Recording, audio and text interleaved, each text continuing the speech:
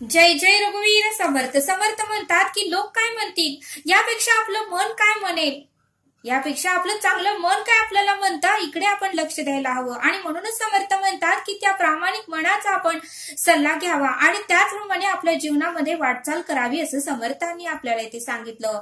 आणि म्हणूनच समर्थ म्हणतात की चांगल्या मनाचं उत्तम मनाचं आपण कधीतरी ऐकलं पाहिजे आणि त्याप्रमाणे आपण वागलं पाहिजे असं समर्थांनी आपल्याला इथे सांगितलं।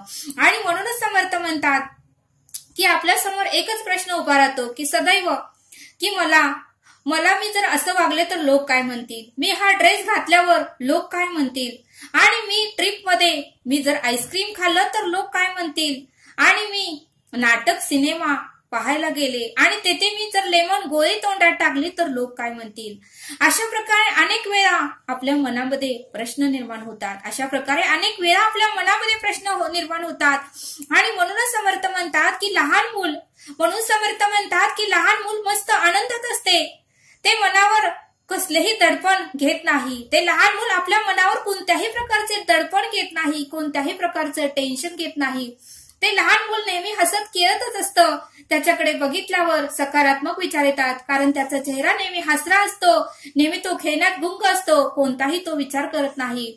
आणि म्हणूनच समर्थ म्हणतात की लहान मूल आनंदात आणि मस्त असतं, ते आपल्या मनावर कोणतंही दडपण घेत नाही। आणि म्हणूनच समर्थ म्हणतात की अगदी लहान मुलं तर बऱ्याच वेळा छानपैकी हसतात, दिवसातून ते खूप वेळा हसतात। ते निष्पाप निरागस हसणे पहावे आणि तसे आपण हसावे। त्या लहान मुलाचे निष्पाप हसणं आपण पाहावं, त्या लहान मुलाचे निष्पाप निरागस हसणं पाहावं आणि तसं आपण दिवसभरात थोडं तरी हसावं असं समर्थांनी आपल्याला ते सांगितलं।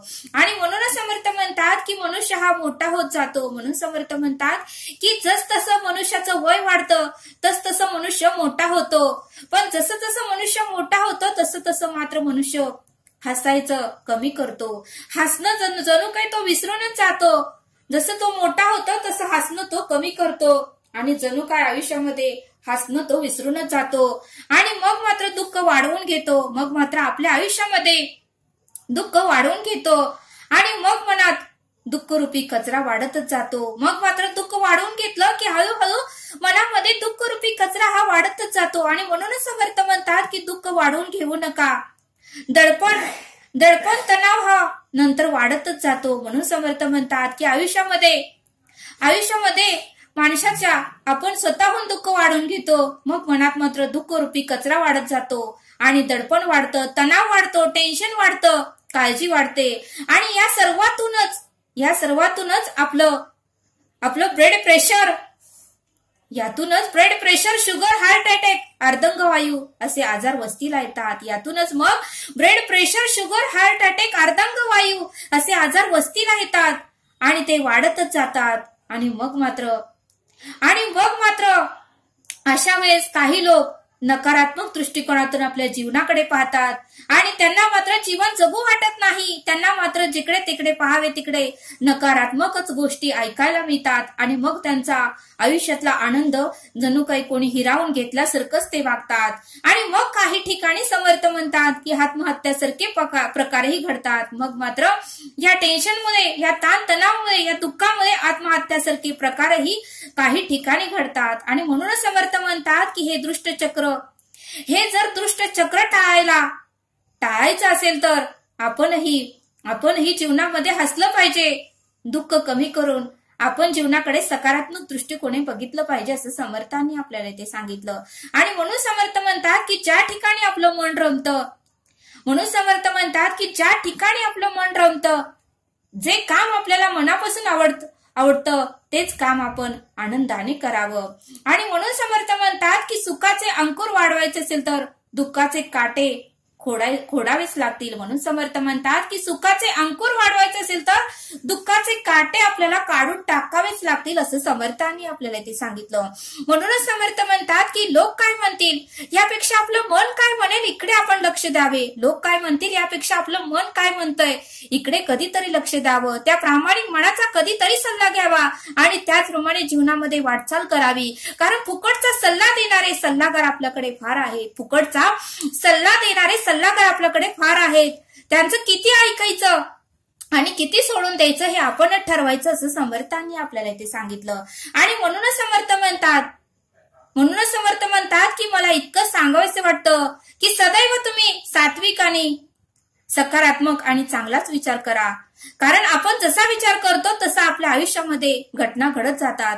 समोरच्या व्यक्तीकडे चांगल्या दृष्टिकोनातून पाहायचे. म्हणून समर्थ म्हणतात की प्रत्येक समोरच्या व्यक्तीकडे चांगल्या दृष्टिकोनातून पाहायचे, त्यांचे चांगले गुणच पाहायचे. मग ते चांगले गुण आपोआप आपल्याकडे संक्रमित होतात. मग ते चांगले गुण आपोआपच आपल्याकडे संक्रमित होऊन जातात. आणि मग मात्र समर्थ म्हणतात की आपल्याला आनंद होतो. आणि म्हणूनच समर्थ म्हणतात की मस्त आनंदी मनमोकळे जीवन जगायचे. म्हणून समर्थ म्हणतात की मस्त आनंदी मनमोकळे जीवन जगायचे. आपण सुखी राहायचं आणि इतरांनाही सुखी करायचं. समोरची व्यक्ती आग असेल तर आपण पाणी व्हायचं. म्हणून समर्थ म्हणतात की समोरची व्यक्ती आग असेल तर आपण पाणी व्हायचं. पती पत्नीपैकी एका व्यक्तीने अग्नीचे रूप धारण केले तर दुसऱ्या व्यक्तीने पाणी व्हायचं. हे अमृत सूत्र लक्षात ठेवायलाच हवे. हे सूत्र आपण लक्षात ठेवायलाच हवे असं समर्थांनी आपल्याला ते सांगितलं. आणि म्हणून समर्थ म्हणतात की सदैव हसरे आणि आनंदी चेहरेच ठेवा.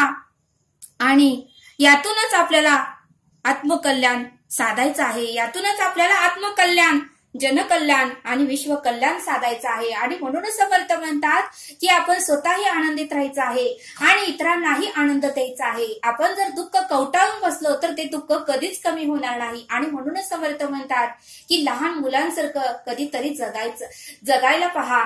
लहान मुलांकडे कधीतरी पहा, त्यांचा हसरा चेहरा कधीतरी आठवा. आणि तेच कसं दिवसभर हसतात तसं एकदा तरी दिवसातून तुम्ही हसून बघा. म्हटले समर्थ, तुमच्याकडे नेहमी सकारात्मक आणि चांगले विचार येतात. एकदा तुम्ही अनुभव घेऊन बघा. आणि म्हणूनच समर्थ म्हणतात की चांगला मनाचा सल्ला कधीतरी घ्या आणि त्याचप्रमाणे वागा. लोक काय म्हणतील याकडे लक्ष देऊ नका. आपलं मन काय म्हणते याकडे थोडं लक्ष द्या असं समर्थांनी आपल्याला इथे सांगितलं. तरी आता आपण इथेच थांबूया. धन्यवाद. जय सद्गुरू.